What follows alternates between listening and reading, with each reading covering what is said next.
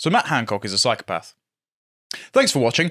Anyway, for those who don't know, he's going on a reality show in the UK called I'm a Celebrity Getting Out of Here while he's still a sitting MP. For this, he's had the party whip, which is basically his Conservative Party membership while he's sitting in Parliament, suspended. He seems to be, after also going on SAS Who Dares Wins, another reality show where celebrities are put through SAS training and humiliated on television. He seems to be going through a sort of chameleonic transformation to try and rehabilitate his almost extinct political career. And it's extinct to the general public, but not to himself. I don't know whether you're going to touch on this, so do stop me if you are, but he was known for having an affair with one of his aides, I think it was, during the lockdown restrictions, where he personally instructed people not to go out and meet their significant others. Well, it's very interesting that with the parasite stress hypothesis, a lot of those diseases that lead to totalitarian governments control not just respiratory, but sexual. And so it's very funny, at the height of totalitarian governance to stop a respiratory disease, he is technically risking household mixing and cross-contaminating his sexual fluids, which would also be a disease that could be a concern for tight control, shall we say. Just thought it was fascinating the health secretary decided to break his household bubble like that. It's also worth mentioning that if you're not from Britain and you don't know what I'm a Celebrity, Get Me Out of Here is, it's basically a show where they get a bunch of washed up celebrities people into... They drop them in the Australian jungle and make them eat kangaroo anus, and you get to vote for the person you like least and torture them. It's quite cathartic, actually. To be fair, being able to vote to torture Matt Hancock is the kind of democracy I can get behind. Yeah. Please don't crop that and send that around. However, this grave miscalculation on his part that he thinks it's going to rehabilitate his public image is pretty sinister when you evaluate his character, his record as health secretary, and his political ambitions beyond the office he formerly held and resigned in disgrace, because he wants to come back for some very specific reasons. We're going to go over the pedigree of his career crimes today. If you'd like to identify actual psychopaths a little bit more, you can go over and subscribe to the website, watch Josh's Contemplation series, where he and I co-hosted this episode on the Dark Triad and why so many women are attracted to the idea of serial killers. I profiled Ted Bundy for about 40-odd minutes, so his entire career in criminal history, and looked at why women found him charming. And then you broke down a number of papers on why the Dark Triad allows you to be successful in business for a short term, in politics for a short term, and also why you might be attracted but unable to sustain long-term relationships. And it seems that Matt Hancock ticks all those boxes quite so conveniently. So first off, let's look at his announcement video for going into the jungle, shall we? The I'm a Celebrity Get Me Out of Here team released this TikTok. I don't think I've got any fears or phobias, but I'm about to find out. I'm Matt Hancock, I'm the MP for West Suffolk, and I'm best known for being the former health secretary. There are people who will criticise a sitting MP going to the jungle, but showing that we politicians are normal human beings is actually really important. The worst candidate. Survival in the jungle is a good metaphor for the world I work in. Now, I don't have a mission statement, I'm just going to go and be myself. If I'm asked to do a trial, I just hope I can find those stars. I've got absolutely no idea how I'd deal with snakes. I've never come across a live snake before. You work in Westminster, mate. I'm sure I'll be fine. I can just get it. You can just get it down, can't you? What? Eating bums? That's not part of the show, is it? Well, I think he was doing the last part in his health secretary office. But doesn't he remind you of David Brent from The Office? He does. It's spot on for a Ricky Gervais character. It's uncanny how the cringe levels are off the charts. But there's no self-awareness as well. He is approximating humility and being relatable, but he can't do it. And I think some people are saying, oh, he might be a bit autistic. No, because autistic people often have an overcommitment to the truth to the point where they'll be blunt. He's never given a genuine answer in his life. I do think he's just a psychopath trying to ingratiate himself back in power when he's already screwed up and been found out on live television and in The Sun. Speaking of The Sun, he might exempt himself from some of the Bush-Tucker trials that the public will overwhelmingly vote him to do, and he's already been voted to do tomorrow's, because he went on SAS Who Dares Wins and got trench foot. So not only is he a reprehensible human being, but he's also got manky feet. It's funny as well. Do you know the reason why he's also given for saying he's on I Am a Celeb beyond saying, oh, politicians have to be seen as relatable? He's saying he wants to bring awareness to dyslexia because he has it. And that's going to come up in a jungle? Yes, apparently so. Okay. Brilliant. Wonderful. So if we go to the next one, This was also an effort for him to rehabilitate his career last year, and I don't know if you've seen this video, but I'm going to subject you to it because people are comparing it to Alan Partridge. It's rather humorous to think that he thinks that he is a normal human being. It's been good to see you. You've done very really well. Good to see you. Thank you. Brilliant. Thank you. Yeah. Thank you. You did very Well, you know, we've got through it, haven't we? You did.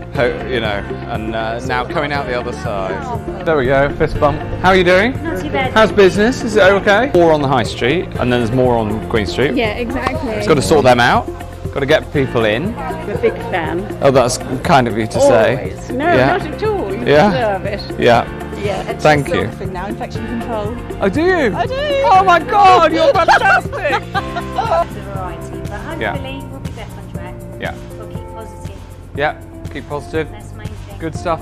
Nice to meet you. Take care. I'm all right. Nice to be out and about. Yes. You take it for granted, and then something like COVID comes. It is even filmed like The Office. The music in the background makes it sound like they're raising money for a charity or something like that. If you donate £5 today, we can help make Matt Hancock human. Yeah. It's like an LinkedIn infographic video someone's put together. It's hilarious. Now, obviously, this going around and talking to people like a definite human really ingratiated himself with his constituents. The man is an idiot. Constituents respond to Matt Hancock appearing on I'm a Celebrity, so people don't particularly like him. I hope they feed him a whole kangaroo tail first, said Dave Diaper, 75. There's a few things in there I'd like to see him eat raw, he said, nodding towards the offal section of his market stall and contemplating a more local bush tucker trial. Brian Parsley, 75, a Remembrance poppy seller, good on you, sir, voted for Hancock in the past and would vote for him again even though he believes the man is an idiot. But look at the alternative, he said. So the bar of politicians in the UK is so low that the Labour Party are so dislikable that they will actually vote for a man who is openly corrupt, had an affair on television, locked you in your homes, and is eating kangaroo anus for money. Brilliant. I think he's finished. There is talk of deselecting him, I've heard, said Parsley, but he believes Hancock going into the jungle is a brave thing to do. People want to see him suffer in those bush tucker trials, he said. He's right about that. You are. He will be overwhelmingly voted for, and he knows it. So if we can go to this image, there's deselection pending. Haverhill Council, the town council, have voted overwhelmingly to have a no confidence in their local MP because he's gone into the jungle, and they've said, we just want to get rid of him. Well, imagine getting a job and then doing that for, what is it, 8 weeks, something like that? Yeah, and it's not even the parliamentary recess period. And he just went on SAS Who Dares Wins. Last night, he was interviewed by an RTV journalist, her name's Charlene or something, on Loose Women, and she said, why do you feel entitled to go there? And he went, oh, Rishi's all right. Government's stable for once. And she went, he's only been in 5 minutes. And also, the stability came from the fact that you launched a coup against Liz Truss and appointed a man that the electorate roundly rejected. So I wouldn't say stability's much on the cards. There was also last year when the affair happened, Newmarket Town Council, also in his constituency, said, we have a no confidence vote in him. So you can see a lot of the local town councils are saying, this man has no interest in us. He might have interests either in his own career, his own sordid love life, or perhaps overseas in international politics, higher ambitions than that. So let's look at his pedigree of crime, shall we? Let's look at the first video. Have you noticed he sits down like Woody from Toy Story? As soon as a toy enters the room, they just flop inanimately. He is definitely not human. I'm sorry. There's just something really weird about it. It's like it's been played in reverse, isn't it? Like he's standing up. Yeah, like actually there was a fork on the chair and he shot up. And I know this is just an ad hominem. Yeah. Next one. If you notice as well, he has a really weird problem with personal space. People called him a golden retriever in disguise for this video because he's standing uncomfortably close to a councillor here in doing an announcement. There's also an uncomfortable lump in his trousers. Yeah. And he's staring her down. It's embarrassing. I am pretty sure that there's something going on there. Well, he seems to have an uncontrollable urge to be around women inappropriately. He's doing sort of Biden sniff lean. Like, let me smell you. Come on, Jack. What shampoo to use? If we go to the next one as well, again about human emotions. Do you remember when he went on Good Morning Britain when the vaccine started being rolled out and faked tears? I do, and it was horrible. Yeah, I'm going to subject the audience to this who overseas might not have seen this, but this was the man running our health system at the time we were locked down because we didn't have a safe and effective treatment for COVID yet. And this is how he thought to be relatable on live morning television. Just simple words there, reacting it. You're quite emotional by that. Well, it's just it's been, He's smiling at the same time. It's been such a tough year for so many people, and there's William Shakespeare putting it so simply for everybody that, we can get on with our lives. And there's still a few months to go. I've still got this worry that we can't blow it now, Piers. We've still got to get the vaccine to millions of people, and so we've got to keep sticking by the rules. But it's just, there's so much work gone into this, and I'm really, really, it makes you proud to be British. Right. So you remember when we were talking about Ted Bundy in that Contemplations, and that the top half of his face doesn't move with the bottom half because he's manufacturing an emotion? Yes. It's in reverse. So whereas Ted Bundy was smiling, but his eyes weren't, Matt Hancock is crying, but his mouth is definitely not sad. And so you've got that inauthentic disconnect because you're approximating human emotions. That was so uncomfortable as well. Which one, Ted Bundy or Matt Hancock? What's the difference? Well, Ted Bundy was at least somewhat charming, unfortunately for the women. Speaking of mistreating women, do you remember when Matt Hancock was exposed for having an affair, as you already alluded to, in the midst of the lockdown when he put an inter-house sex ban on us? So he's actually still with Gina Coladangelo, who left her millionaire husband for Matt Hancock. Who was married with children, wasn't he? Yes, so she was also married as well. Did you know that he didn't tell his wife about this until he got a request for comment by the Sun saying it'll be in the papers tomorrow? He sprinted home, woke his children up in the dead of night and said, sorry, I've got to pack and leave, Daddy's going. You don't want to look at the papers in the morning. You disgusting adulterer. You're a horrendous human being and a failure of a father. And no amount of apologising in front of a hedge like your Homer Simpson backing into it's going to make up for that. No, we shouldn't forgive you. We should have the exact amount of forgiveness that your ex-wife has, who has basically said that you deserve to be tortured while you're in the jungle. He's still with Gina Coladangelo, funnily enough. They met at Oxford University. He then employed her as an aide at the Department of Health. So she was on the taxpayer roll when he was bumping uglies with her. And then this was, again, during lockdown when he'd banned people forming relationships. So he had a good go of it. So if we go next as well, he's been accused of, quite credibly, of corruption. He's given out multiple contracts during the COVID period. One of these, slightly beforehand, he had a 20% stake in his sister's medical waste disposal company. So Lord Goit, who was an independent advisor on ministers' interests, had examined the affair, and he said he made a technical breach of the ministerial code of conduct by failing to declare that Topwood Limited, his sister's firm, which he had a 20% stake into, had been awarded a multi-million-pound NHS contract. He said that Mr. Hancock had a lack of knowledge of the contract and the conflict of interest was in no way deliberate. Oh, really? Excuse me if I don't grant you the same benefit of the doubt. Your sister runs a company and they get a contract with your department and you happen to have shares in that, which you don't report. Sure. Did you know as well, funnily enough, I know, of course, the wife and husband of Congress people can do stocks like Paul Pelosi, and magically Nancy Pelosi doesn't fall afoul of insider trading laws because she herself doesn't have the stocks. Do you know our MPs don't actually have to report any of their stock disclosures at all? That doesn't surprise me one bit. And they get a parliamentary access pass about a year after they leave office, but they don't have to report how many times they use it. But those that have reported have used it up to twice a day, every day for a year, and they don't have to report what was in their meetings. So they could have just been lobbying for whatever interest group they get snapped up with afterwards and carrying favour with their people they were colleagues with until about 5 minutes ago. I wouldn't be surprised if Matt Hancock's doing the same thing because he's trying to come back.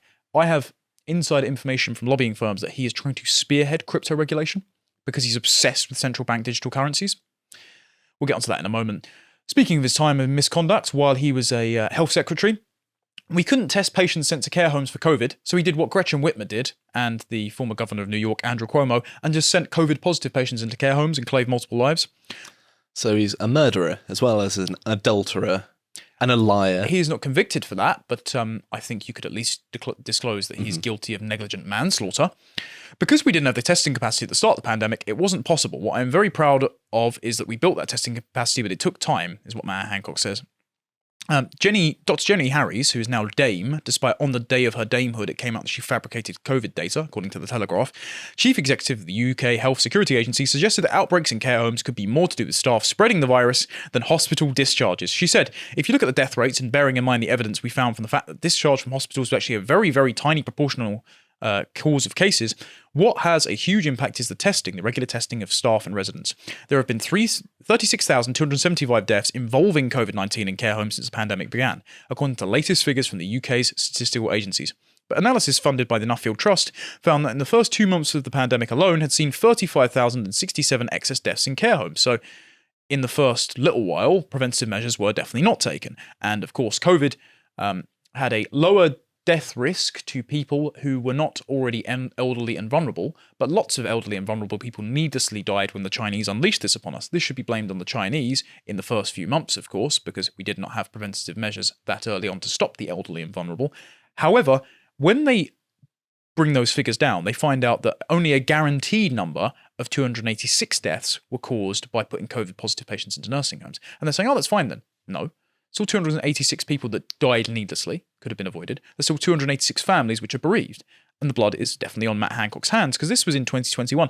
But in 2022, Matt Hancock says, oh, Public Health England's to blame, even though he said, I was putting a protective ring around care homes multiple times on camera. So he's lying, and then admits fault in 2021, and as soon as in 2022, when he's got his book coming out and he's trying to do his rehabilitation tour, oh, no, it was the Public Health England body. Again, it was the NHS body that awarded my sister's contract. I knew nothing about it. Oh, it's Public Health England that let it down, even though I was parroting their policies. I knew nothing about it. He's saying that discharging untested hospital patients to care homes was not his fault after the High Court in England ruled the policy was unlawful. The former Health Secretary said that Public Health England failed to alert him to asymptomatic transmission of COVID-19 after the judge's ruling on the Department of Health and Social Care's policy in the early stages of the pandemic. The policy resulted in outbreaks ravaging the care sector, with more than 20,000 elderly and disabled care home residents dying after contracting COVID in the first wave of the virus. Obviously, it's about 35,000 in 2021. That's what they estimated. Following the ruling, lawyers and care industry leaders said it could open the floodgates for thousands of relatives to claim compensation, and that's, of course, what he's afraid of. Writing for The Telegraph, the former Health Secretary said the risk associated with asymptomatic transmission was not, as the High Court judgment says, included in the advice I received from Public Health England as Health Secretary.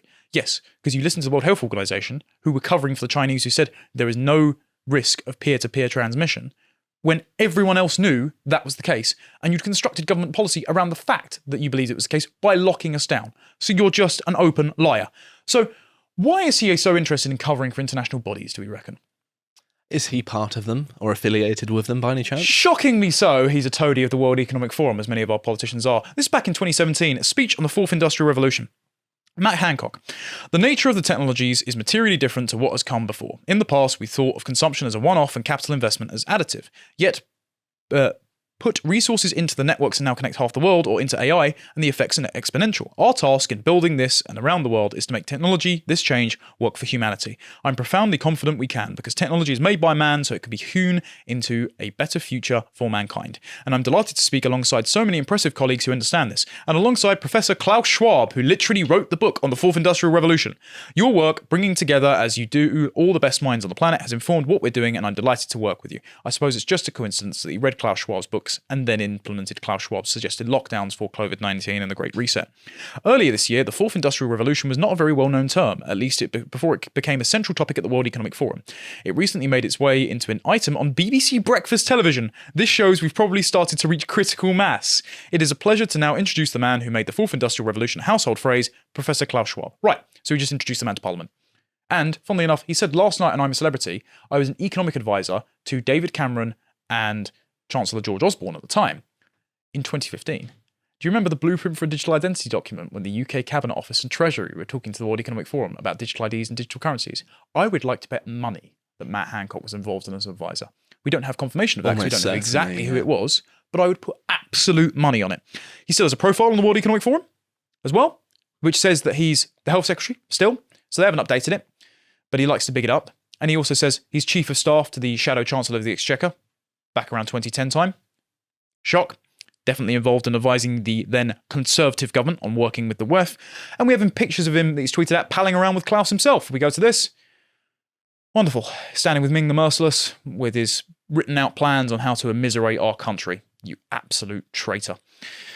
Brilliant. So he's broken marriages, broken households, stopped people from seeing their dying relatives, bereaved families by putting COVID-positive patients in nursing homes, and still holds on to his ambitions to enrich himself at the expense of our privacy, property, and prosperity. I don't think he belongs in the Australian jungle, unless you lose his ability to be evacuated. I think he belongs in a prison cell. And if you'd like to pay respects to someone who's actually patriotic and British and remember lost lives, don't be watching I'm a Celeb instead. Go over to lotuscaesars.com. Because it's Remembrance Sunday when this comes out, we're going to make Bo's epochs on the armistice free for a week so we can memorialise the glorious dead. And Bo does a beautiful poetry reading at the end. That's far more dignified than anything Matt Hancock's ever done.